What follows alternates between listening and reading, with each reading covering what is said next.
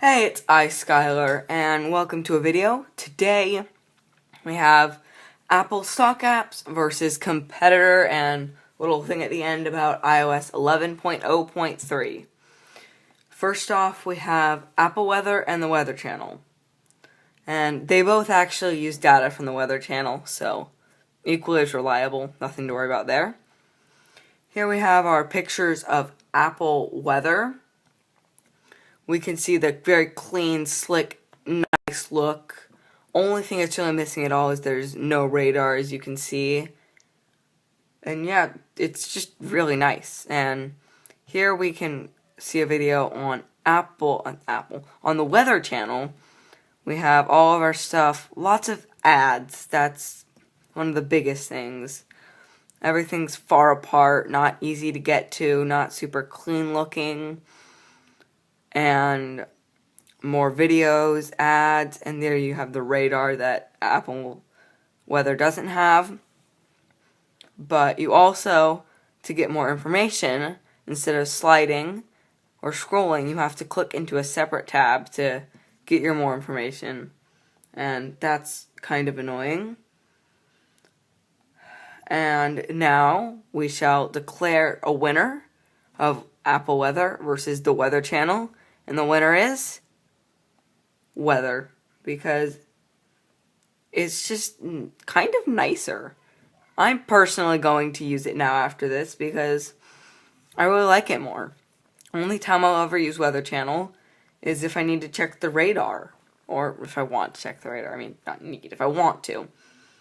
Now, I guess we're on to our next one, which is Mail versus Gmail. We're going to start with Mail, start talking about it. So you've got, it's kind of one that's, I couldn't take screenshots of because I wasn't going to make like a Gmail account for this. And Mail is nice because it can use multiple domains, like lots of, all your different mail accounts. Gmail, I'm going to start by prefacing this with, I chose it only because it was the top rated mail app on the App Store. I would have chosen like Outlook or something else, but this was the top rated, so I picked it. And it's the one that I personally use because it uses Gmail and my Gmail account, which is the only one I have. But yeah, the winner of this one, I think I've told you all you need to know, is both. So I really just couldn't pick a winner.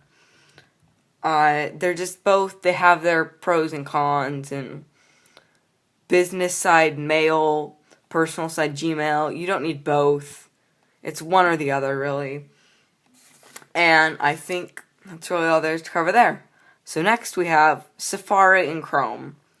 This is kind of one of the other everyday ones that you really use all the time. So you can see on the left, too, we have Chrome. The right one is Safari. You can see their menus. You do have to click into another menu on here to get this information, which you get at the bottom here on Safari. But this one doesn't have that bottom bar, so as you can see more of your content. And here we have Safari on the left, Chrome is the right too. Sorry for flipping it. I just wanted to have this right here where you can see the overlap. So it looks kind of cool. I just like that. So you can see their gestures. On Safari, you can swipe left or right to go back and forth between pages. You can also do that on Chrome, but you don't get to preview the page you're going into. Just get that arrow. Also on Chrome, you can swipe down to get reload, add tab, or get rid of tab. And you can swipe over once you've swiped up, swipe down to get to it, to pick which one you want to use. And so the winner of this is Chrome, because Chrome is just generally the one that's just easier to use, better. It's the one I personally use. Sorry for the cut, and the shaking. I ran out of storage, but it's fixed now, and we're going to keep going. I was saying Chrome is the one that I just use and will still use. Now we have our next one, which is Wunderlist versus Reminders. Wunderlist is something I've actually never used until I went to make this video, but it's really quite interesting. So this is what we have for reminders on the left too. Very simple, works nicely. You have just your menu and you can click into them. And this is what we have on Wunderlist. We'll have some more on the next slide. And just looks really nice, they both do. And Wunderlist, you can see, has some more complicated stuff like to-dos. You can add stuff to your to-do list like pictures and notes and subtasks. And so that's just really nice and still looks really nice. You can log into it with other accounts and connect them, which is nice. And so you can also set up emails to remind you. And so the winner is Wunderlist because of all the reasons I just gave. It's got all that complexity to it, that nice stuff that it has, and that's why I chose it to be the winner.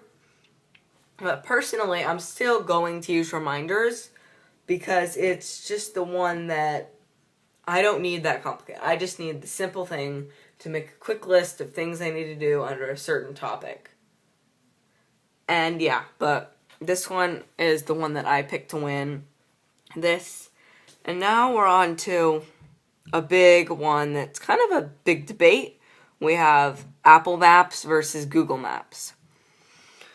Quick note on this picture. This is not the new iOS 11 picture because I couldn't find that one. But this is the up-to-date Google one. So this is kind of a big deal. We got the Apple on the left, Google on the right one.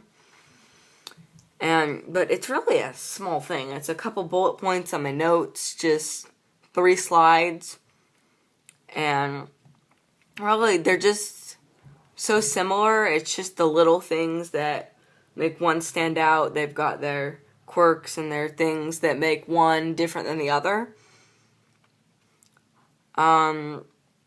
Really, that's all there is for me to say about it. I mean, I don't know much about them. I didn't do much research on this one because I just know from some stuff that the Google is the winner because it still has the more up-to-date advanced things.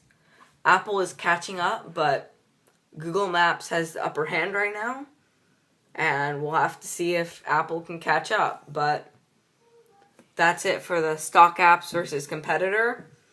Quick note on that, actually. I just use Google because most of them are Google and they're direct competitors. And yeah, now we have iOS 11.0.3 was released recently.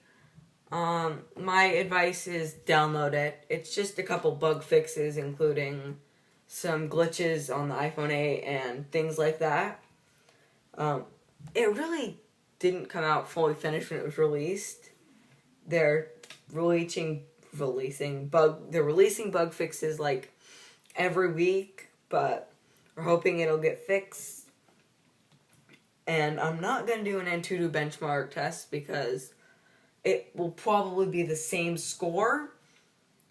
And it's not really a big deal. It's a small update. Update it.